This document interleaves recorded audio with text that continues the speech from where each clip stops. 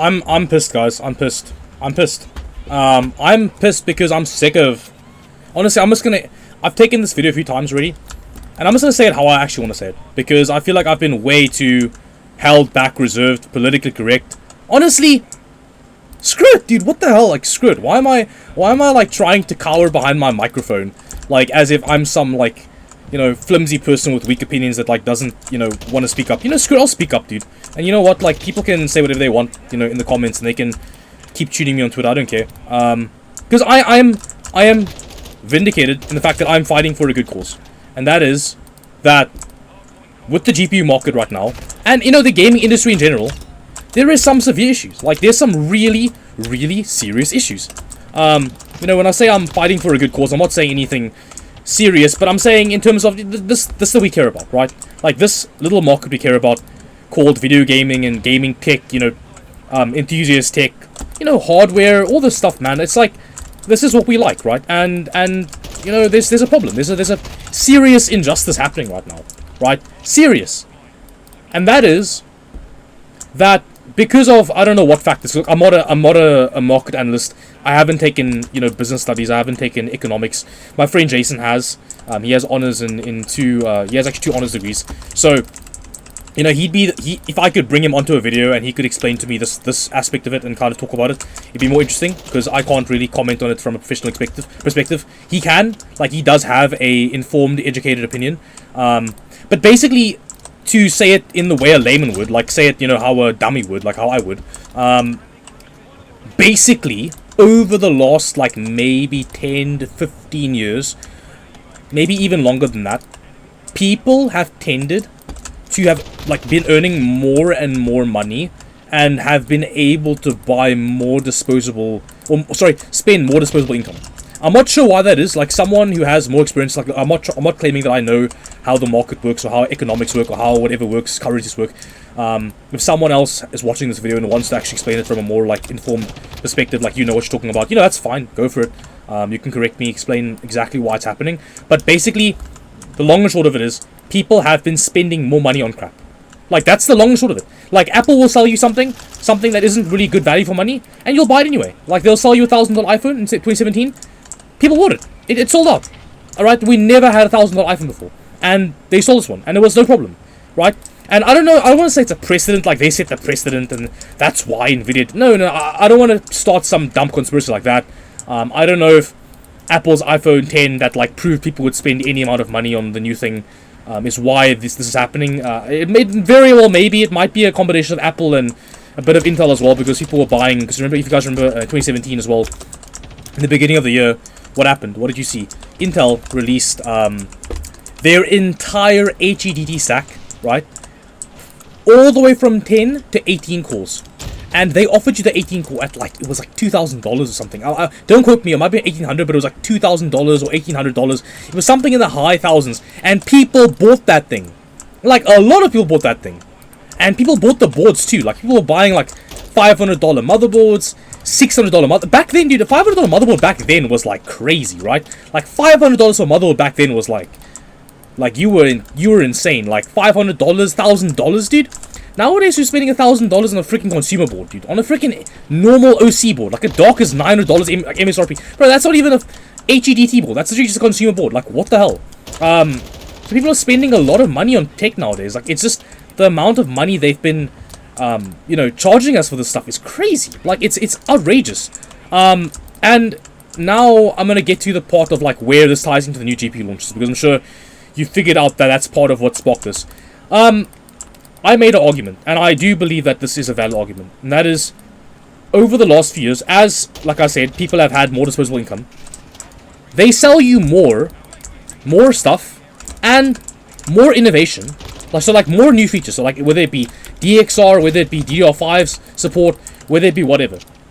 They sell you more stuff, like more stuff than you need, with more innovation that you haven't asked for, that may or may not be optimized yet, right? And they sell it to you for higher margins, right? Because they're offering you more, they can justify asking more money, so higher margins, on stuff that costs them no more to make.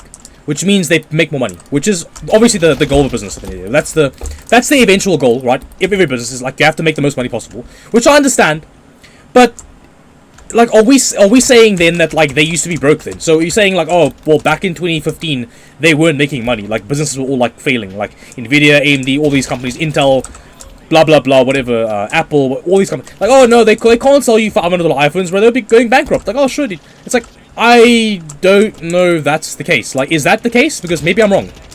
Like, do we have to increase prices inherently? Like, is it inflation only? Or is it actually, like, an actual, mock-up, you know, by design? Is it like by design, or is it like needed? I don't know. Tell me, because maybe you can prove it in the comments. Maybe you can say, oh no, dude. Objectively speaking, it is inflation. You know, that's why it's happening. You know, blah blah blah. This and that. Like, okay, fine. You know, make that argument. You know, you're entitled to your opinion. Like I said, anyone can comment. You know, say whatever you want. Tune me if you want. Call me whatever you want. Call me names. I don't care. I'm not gonna ban you. You know, say what you feel, because if you think you know what's going on and you have a different opinion, that's fair enough, right?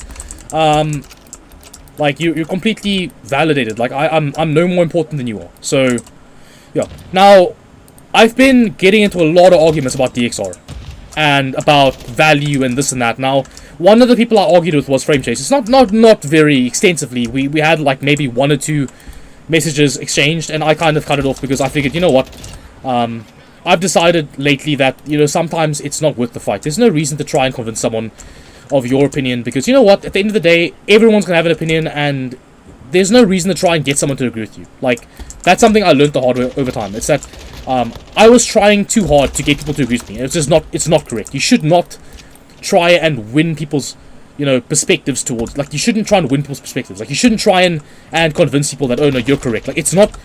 Like, share opinions and have people make their own choices. That's what I believe. Like, if you tell me you respect my opinion, but you're going to disagree, that's fine. It's totally fine. You know what? We disagree. It's all good. That's how it is. That's life, right? So me and him, you know, I said, listen, like, because he said something about how the AMD cards are terrible, performance in terms of, like, what the hype was. I'm not saying overall. I'm saying he said the hype was, you know, they're really bad for all the hype that they had, and they didn't, you know, dethroned Nvidia, and he's not impressed with him and stuff like that. And I was like, you know what? I don't know if I agree, because I felt like with 15% in terms of roster, and by the way, guys, this is 4K 15%, 4K. And as much as people would like to argue with me, the average gamer does not game in more than 1440p. Like, a lot of my friends still game at 1080p, and they're happy, completely happy. Like, a lot of my friends are completely, like, full-time gamers. They love gaming. Like, some of them are competitive gamers. Obviously, that makes a difference. But, like, you know, some of them just love gaming, but they still game at like 1080p, because 1440p is already expensive. 1440p is expensive enough. 4K is like madness levels expensive. Like, that's like, it's insane. Like, the amount of money a 4K, a good 4K high refresh rate screen costs, and then plus the card you need to run it. Like, 4K is like unreasonably expensive. So, in 8K, like, get out, dude. Come on, 8K, guys. Really now, 8K. Like, we're getting like, by this point, dude, we're getting scammed. Like, okay, not scammed, but we're getting like finessed. Is that fair? Yeah, I can't go to jail saying that. Yeah, we're not getting scammed. Like, you know, it's completely fair. They price the stuff for whatever they want. Prices that, you know, they give us a performance that they want to give us, and we pay for it. So it's completely fair. It's not a scam as long as you get what you paid for. It's not a scam. You know, that's whatever. But a finesse, it is definitely a finesse, dude. If you think that we're not getting finesse, you're crazy. Like, you're either crazy or you're just like oblivious, because, you know, maybe having money jades people, because I'm sure it does. Like, when you have money to spend, you can't appreciate, like, what you're wasting. You know what I'm saying? Like, over the last few years, like, when I go into a shop and I buy myself a can of Monster, or like an energy drink or whatever, like any sort of energy drink, or like any sort of, you know, I buy like health sources, like I buy like Carb Smart, you know, zero sugar sources and stuff. You know, I spend like 65 Rand a bottle on this stuff. You know, and it's like double the price of like normal stuff. Now, obviously, I like dieting, I like bodybuilding. You know, I like bodybuilding for fun and stuff like that. So I guess it's part of my lifestyle. But at the same time, like, think about how much money I'm spending on this like extra expense that like really probably doesn't cost that much more to make. Think about it.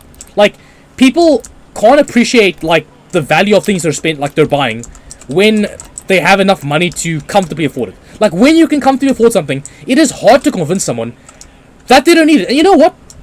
Maybe it's a dumb argument to make, because you know what? Like, at the end of the day, this has been going on since like the 1900s. Like, remember they introduced cars like in what, late 1800s or like the early 1900s, like a normal consumer car that you could buy. I think in the early 1900s it was still uncommon to own one. It was still very expensive to own a car. And cars were expensive compared to the average person's like, you know, income. Like the average Joe was like a really broke person, essentially a peasant, right? And a car was not cheap. It was not a cheap innovation. It was a brand new technology, absolute marvel of engineering, right? So obviously they were expensive, and only like the rich could afford them, right? And you know, as time progressed, they made more and more interesting cars, more and more rare cars, cars that were faster, cars that cost more to make, cars that were more high-end and indicative of status, right? And that continued till now. You know, cars are still a staple of what, rappers. I love Lil Baby. Lil Baby always raps about his cars. You know, 50 Cent, Ferrari F50, right? That's his like, you know, nickname in some of his songs he goes by. He's like, oh, Ferrari 50, right? So, rappers, you know, sports stars, celebrities, you know, anyone. People love buying cars. And cars, at the very same thing like GPUs, you can't drive your Ferrari at 200 miles per hour on the road. Because if you do that, you'll get arrested. Because you can kill someone. Like, if you crash your car at 200 miles per freaking hour, you're gonna hurt someone. And yourself. So for that reason, there are rules on the road that permit, like that say, you know, you have limits. Like you can maybe drive. I'm not sure what the limit is in America, but you can maybe drive whatever. In South Africa, people drive around. On average, a slow driver would drive around 40, especially like in a residential area. You know, with a lot of houses nearby and stuff like that. You would drive around maybe 40. You know, you're cruising, and then if you want to drive on like a road, you're driving like 80 to 100. You know, some people drive like 120. I think some people drive up to like 200, but I don't know if that's legal. I'm not sure how legal that is. But I've heard of people doing 200. In miles per hour, I'm not sure what that is. That will be something more like, you know, 150 or something. I don't know. But whatever. So people drive, you know, they can't drive their cars to the extent of what they're paying for. Like, you know, you're buying a pseudo track car. You know, almost. You're buying a supercar or hypercar, whatever. And you're barely able to run it, like, you know, at its performance. You know, you're running it at like, well, I'm saying running, you're driving it at like, you know, residential speeds. Which is like, why would you buy a Ferrari when you can get the same kind of speeds, you know, out of a freaking Golf? Why? Because, not because the Golf is, you know, as good as Ferrari. It's because the Ferrari cannot legally run or drive at its, you know, absolute maximum on the residential road, on the civilian road. Like, you cannot drive your car to the, you know, what it can do. So, the same argument can be made for, like, you know, cars. It's like, oh, why are you buying Ferrari? Exactly. True. Good point. And you know what? People still do it. Right? You don't need a Ferrari to drive on the road. You need a Ferrari to go drive to the supermarket, right? You can drive to your local grocery store in a, you know, a Golf or like a normal sedan. But if you have the money, if you have the cash, and you don't care, then you want to flex, right? You want to buy a Ferrari, you want to buy the Lamborghini, you want to buy Aston Martin, right? You want to buy a Bugatti if you're Andrew Tate, right? So, in that regard, you can tell me, hey, like, piss off, dude, because if I have the money, I can buy whatever I want. And you know what's fair? You know what? You're right. If you have the money, buy whatever you want. But the problem is that the gaming industry is not an industry of, well, athletes do play it. You know, obviously there are like UFC fighters that play Warzone. They, you know, that stream Warzone. There are like multi-millionaires that play games. Obviously, there's multi-millionaires that play like video games that have computers, that buy their kids computers and stuff. Obviously, of course, that's a given, right? But the average gamer, who do you know, is your buddy down the road. It's like, does your buddy down the road have a Ferrari? Maybe he does, but most people know. Most humans will say no, right? But your buddy down the road does like to play a bit of cards sometimes, right? So, PC gaming, when I got into it, was something where you'd buy like a $1,000 PC. Cult of Mush used to be one of my favorite YouTubers. He used to make a lot of videos on part deals, good budget builds he would make in videos. He would, you know, have a budget build in a video, and then he would, like, you know, discuss the build while playing a game. I used to love his videos. Back then, dude, the average person could afford the highest end computer, and it would not make them sick at night, right? Nowadays, you literally have to be a multi-millionaire to not feel a 4090 leaving your account. Like, do you know what I'm saying? Like, if you aren't a multi-millionaire, seeing a 4090 money leave your account is actually like, it's a little bit off-putting, isn't it? Right? It's a bit concerning, right? When you see that kind of money, like, and it's like, for a gaming card? Like, for a gaming card, really?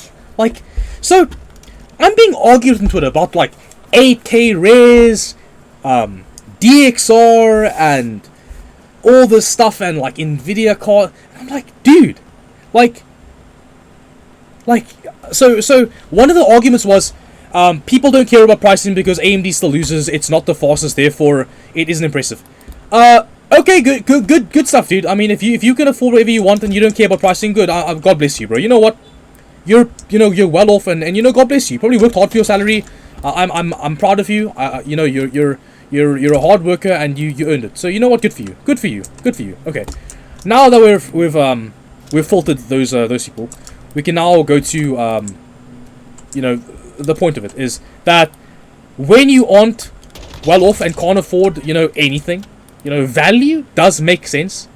Distributed pricing does make sense. If you're not benchmarking, which is not something you should do, honestly. I benchmarked this last year. I got my top 38 and 5 strike with not that expensive hardware, which is why I did it, because I didn't have to spend that much money on the stuff I had. If my stuff cost way more, I wouldn't have done it. I did it because I could, right? If I couldn't do it and I need to spend money, I wouldn't have done it, right? You guys get me? Like, if I have to buy a 4090 Ti to perform well in 5 strike, and I have to buy 13900K, and I have to import a die for a gargantuan amount of money, that completely dries me up and cleans my bank account out, right? I am sorry, but it's not happening because it doesn't make sense. So, talk about practical use, like gaming like I am now. Look at my FPS, guys. You wanna know what this is? This is a 13700K SP79. So you talk about binning and stuff. SP79, right? Running 5.4 gigahertz on the P cores, 4.3 E cores, 4.7 ring. 1.25 volts. I've decided to lower the voltage because I don't want to degrade the chip. I just, well, not that 1.32 would degrade it, but like I don't feel like running 1.32 because I don't have to. It's pointless.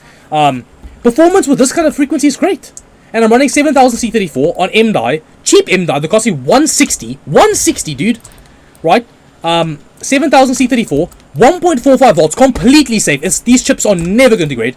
This M die, it's never going to degrade. 1.45 is completely safe, right? So I've basically backed off my tune from the video. So from the benchmark video where I did i9 versus, well, Alder Lake i9 versus Raptor Lake i7, I've backed off my clocks because you know what? I don't need the clocks. The voltage is coming down, and the fact that my performance is still so good, it's fine. Like, it works. And my card, still same 3090, no change. I didn't get a TI. I didn't get anything more. And you can see the clocks in the corner. Like, the clocks are completely the same. So, look at the FPS. I'm getting 250 frames.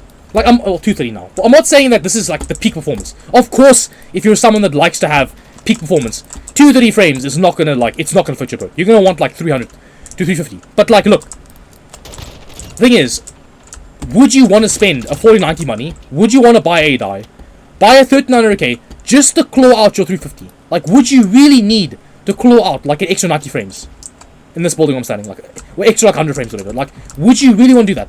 Doesn't make sense. Maybe you want to, like maybe it's in your mind, you're like, I would like to, but does it actually make sense? Do you need it to play well? Like, am I playing badly? Like last game, guys, was I shooting badly? Like, people want to say, oh, frames win games. Oh, dude, like frames win games, bro. What do you mean? Like, did you see last game? Like, do I look slow? Do I look slow? Am I missing my shots?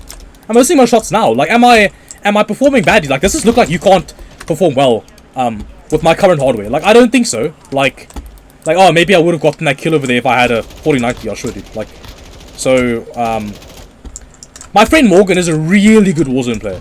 Really good. And he was playing on a 3080 all of last season. And, like, all of, Cold War and, not Cold War, sorry, all of, Vanguard and stuff. And, dude, 3080, 12700K. And let me tell you, my friend Morgan was frying people. Like, he was frying people.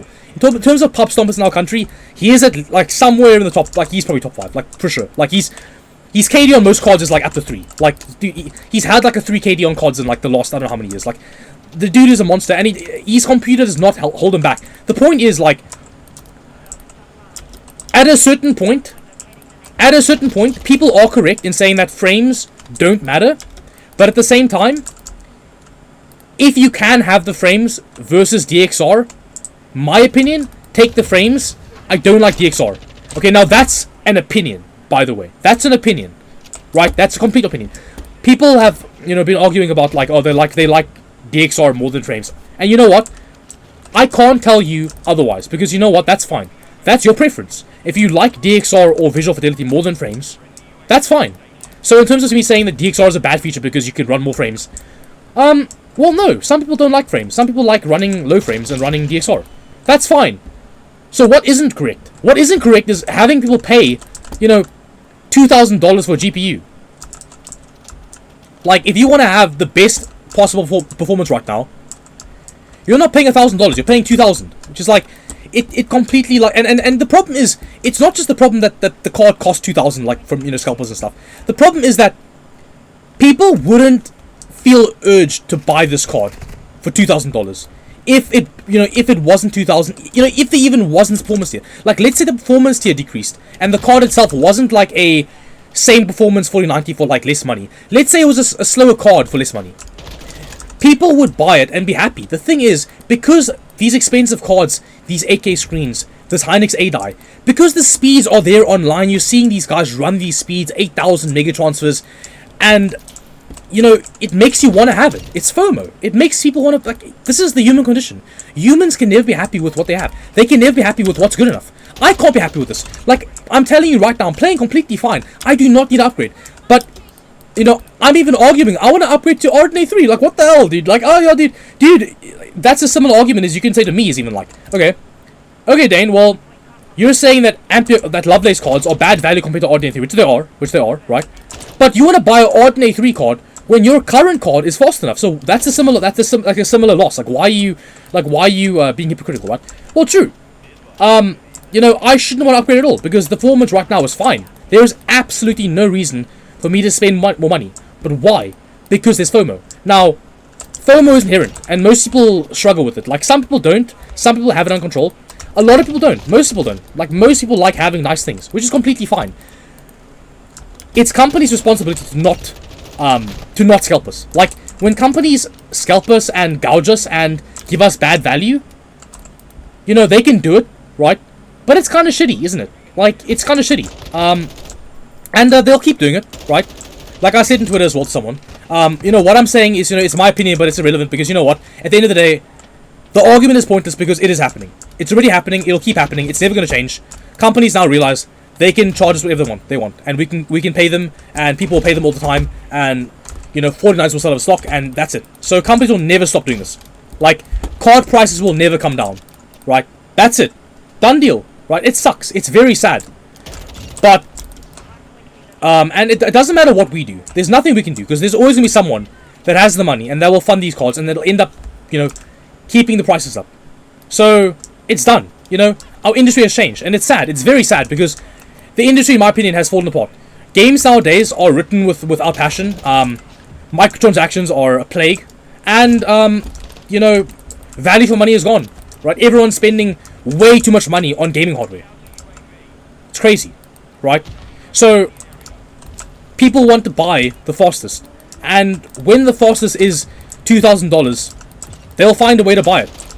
You know, whether or not they're getting performance they need, whether or not it matters, whether or not it's good value, they'll buy it because in their mind, it's like they can't help themselves. They're like, but there's performance on the table. Like, it's like, oh, but dude, there's a faster one, you know. It's like, oh, but dude, I want to buy the 4090 Dane because there's a faster card. Like, it's a faster card. I want to buy it because I can have more frames. And it's like, what do you need more frames for? It's like, but I want more frames. It's like, fair enough, because you know what? It's not your fault. Nvidia are the ones that should not have pushed the cards to $600. That's on them. Right, that's on them. And you know what? It started years ago. Turing started the plague, and it's gotten progressively worse. It is what it is, man. Like, DXR is a negligible uplift in visual fidelity. I don't care what you say. It's negligible. It is there.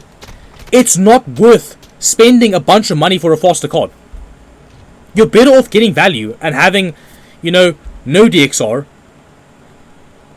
You know, you won't not enjoy your games. I'm telling you right now. Like, if you disable DXR, there's no way the games you're enjoying now you're not going to enjoy. It's like, oh, your DXR's off now. I can't enjoy my games anymore. No, that's not going to happen, right? So, and 8K as well. Like, why would you want to run 8K at, like, you know, a 32-inch screen? Why would you want 8K in front of you on 32 inches? Like, it's negligible. It's a what you call it? Like, diminishing. It's diminishing. Like, there's no point having 8K. Like, it's there are too many pixels. Like, 4K in front of you is fine. 1440p is already fine. 4K is amazing. It's expensive, but it's a uplift. It's there. 8K is like, man, what are you doing, dude? Like, why are you trying to run an 8K screen right in front of you, like, you know, in front of your face on 32 inches? Like, you can't appreciate it. Like, you can't appreciate it. It would look nice and sharp on like a massive TV from like 2 meters away. But like right in front of you, why are you buying 8K? And then you have to buy a card to match every gen. Because remember, every gen, if the res is hard to run, the gen doesn't necessarily make the res easier to run. It does sometimes over time, like obviously now with RDX 4000, 4K is standard. But generally speaking, the res makes it much more expensive to have an up to standard card, like an up to par card, a card that can do the job. It complicates things, right? And DXR is another factor. It's like, DXR would be great if DXR was like tessellation, was like physics. That was like in the game, you turned it on, it barely added it barely changed FPS, like a 10 FPS, whatever, right? Then it's fine. Same with D5.